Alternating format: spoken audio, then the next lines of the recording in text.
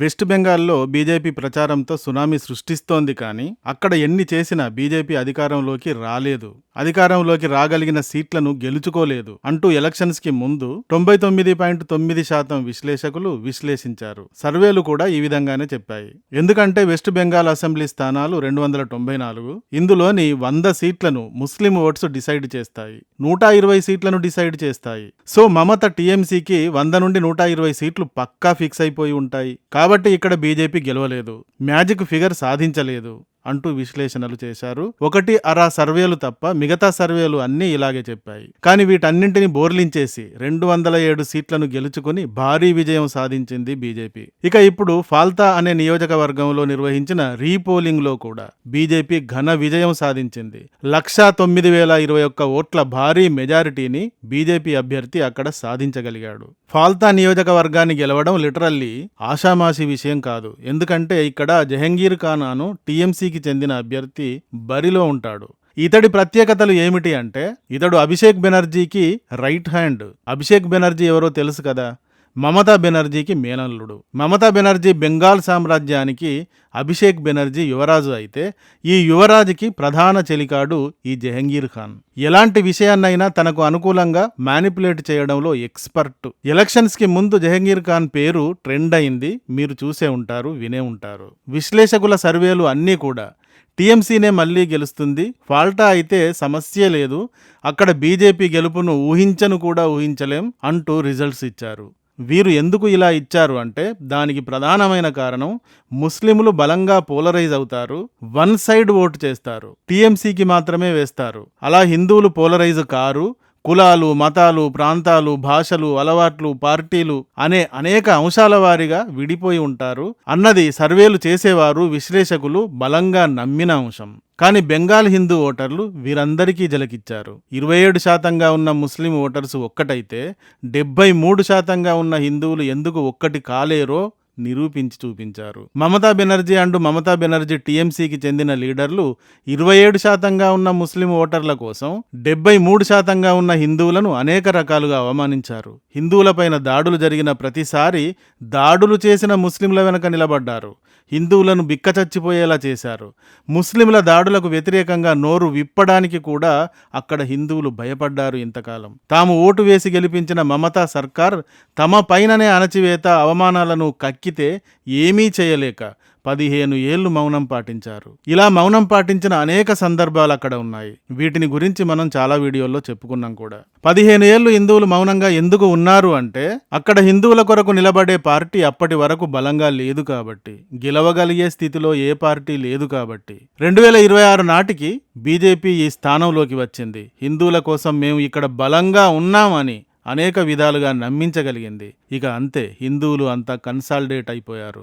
BJP ఘన విజయం సాధించింది. ఎవరన్నారు హిందువులు ఒక్కటి కారు అని? హిందువులు ఒక్కటి కాకుండానే 1000 ఏళ్లుగా ఈ దేశం హిందూ దేశంగా కొనసాగుతోందా? ఈ దేశం పైన విదేశీయులు ఎన్నిసార్లు దాడులు చేశారు, ఎన్నేళ్లు ఆక్రమించి పాలించారు? నియర్లీ 1000 years పరాయి పాలనని అనుభవించింది భారతదేశం. ఇక్కడి హిందువులు 1000 సంవత్సరాలు పరాయి పాలనని అనుభవించారు. హిందువులు ఈ విధంగా 1000 ఏళ్లు పరాయి పాలనను అనుభవించారు. కానీ 1001వ సంవత్సరం గతంలో కంటే మరింత బలమైన శక్తివంతంగా నిలబడ్డారు, స్వతంత్రాన్ని సాధించారు. ప్రపంచంలోని అనేక దేశాలలో ఇస్లామీకరణ, క్రిస్టియనీకరణ జరిగింది. అలా జరుగుతూ ఉంటే ఇక్కడ చెక్కుచెదరక నిలబడింది హిందుత్వం మాత్రమే. హిందుత్వమే ఈ దేశాన్ని ఒక్కటిగా నిలిపి ఉంచింది. కాశ్మీర్ నుండి కన్యాకుమారి దాకా ప్రజల్లో ఉన్న ఒకే విధమైన ఆధ్యాత్మిక భావనే ఇలా ఒక్కటిగా నిలిపి ఉంచగలిగింది. ఇలా హిందువులు నిలిచి ఉండడానికి కారణాన్ని శత్రువులు ఇప్పుడు గ్రహించారు. ఈ ఒకే విధమైన ఆధ్యాత్మిక భావనని దెబ్బకొట్టడానికి ప్రయత్నిస్తున్నారు. నాస్తికత్వం అని, హేతువాదం అని, లెఫ్ట్ వింగ్ అని ఇలా రకరకాలుగా దెబ్బకొట్టే ప్రయత్నం చేస్తున్నారు. తమకు తెలియకుండానో తెలిసో ప్రతిపక్షాలు కూడా ముస్లిం ఓటు కోసం, క్రిస్టియన్ ఓటు కోసం కక్కుర్తిపడి హిందూ వ్యతిరేక ప్రసంగాలు చేస్తున్నారు. అయితే వీరు ఎంతగా ఇలా చేస్తారో హిందువులు అంతగా ఒక్కటవుతారు. ఈ నిజాన్ని నిజమని వెస్ట్ బెంగాలులో నిరూపించారు. ఫాల్తాలో జరిగిన ఎన్నిక మరోసారి దీనిని బలంగా నిరూపించింది. ఫాల్తా ప్రాంతం పశ్చిమ బెంగాలులోని దక్షిణ 24 పరగనాలలోని ఒక జిల్లా. ఇక్కడ హిందూ జనాభా 66 0.15% ఉంటుంది. ఇస్లాం 33.10% ఉంటుంది. క్రైస్తవం 0.8% ఉంటుంది. ఇతర మతాల వారు 0.13% ఉంటారు. ఇక్కడ కూడా హిందువులదే ఆధిక్యత. 66.15% హిందువులు ఉంటారు కాబట్టి. ఓటర్స్ సంఖ్య విషయానికి వస్తే 2,36,667 మంది ఓటర్స్ ఉంటారు ఇక్కడ. మొన్న జరిగిన రీపోలింగ్లో 88.13% ఓటింగ్ జరిగింది. బీజేపీ అభ్యర్థి దేబాంశ్ పాండా 1,49,666 ఓట్ల భారీ ఆధిక్యంతో గెలిచారు. ఈయన తర్వాత 40,165 ఓట్లు సిపిఐఎం అభ్యర్థి శంభునాథ కుర్మికి వచ్చాయి. 10,084 ఓట్లు కాంగ్రెస్ అభ్యర్థి అబ్దుల్ రజాక్కి వచ్చాయి. 7,783 ఓట్లు టీఎంసీ అభ్యర్థి జహంగీర్ ఖాన్కి వచ్చాయి. ఈ వివరాలను చూస్తే బీజేపీ అభ్యర్థి హిందూ, సిపిఐఎం అభ్యర్థి కూడా హిందూ, కాంగ్రెస్ టీఎంసీల అభ్యర్థులు ముస్లింలు. సో హిందువులు హిందూ అభ్యర్థులకు, ముస్లింలు ముస్లిం అభ్యర్థులకు ఇక్కడ ఓటు వేశారు అని క్లియర్గా కనబడుతోంది. హిందువులు కన్సాలిడేట్ కాలేరు అని ఇక పైన గట్టిగా నమ్మే పార్టీలు తమ అభిప్రాయాల్ని సవరించుకోవాల్సి ఉంటుంది. ముస్లిం ఓటు కోసం, క్రిస్టియన్ ఓటు కోసం కక్కుర్తి రాజకీయాలు చేయడం మానుకోవాలి. హిందువులను వారి 20% ఓట్ల కోసం అవమానించడాన్ని మార్చుకోవాలి. లేదంటే వెస్ట్ బెంగాల్లో టీఎంసీని పడదొబ్బినట్టే అంతటా పడదొబ్బుతారు. ఫాల్తా నియోజకవర్గంలో జహంగీర్ ఖాన్ ఎలక్షన్స్ కి ముందు ఇతను తన నియోజకవర్గంలో క్యాంపెయినింగ్ చేస్తూ తిరుగుతూ తనను తాను పుష్పగా చెప్పుకున్నాడు. తగ్గేదేలే నీ అబ్బా అన్నాడు.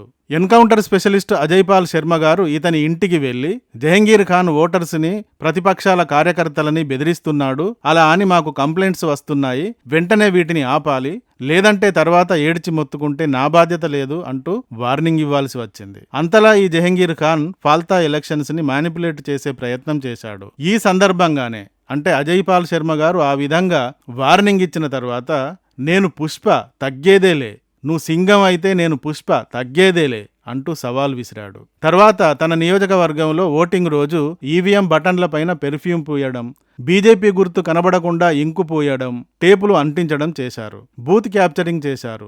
ఓటర్స్ని ఇళ్ల నుండి బయటకు వెళ్లకుండా వారి ఇళ్లకు తాళాలు వేసి ఆపారు, లేదా ఇతరత్రా విధంగా అడ్డుకున్నారు. తమ వ్యక్తుల చేత దొంగ ఓట్లు వేయించారు. సీసీటీవీ, వెబ్ క్యామ్ ట్యాంపరింగ్ చేయడం, ఇలా అనేక రకాలుగా మ్యానిపులేట్ చేశారు. ఇదంతా టీఎంసీ జహంగీర్ ఖాన్ చేయించిందే. అందుకే ఇక్కడ రీపోల్ నిర్వహించాల్సి వచ్చింది.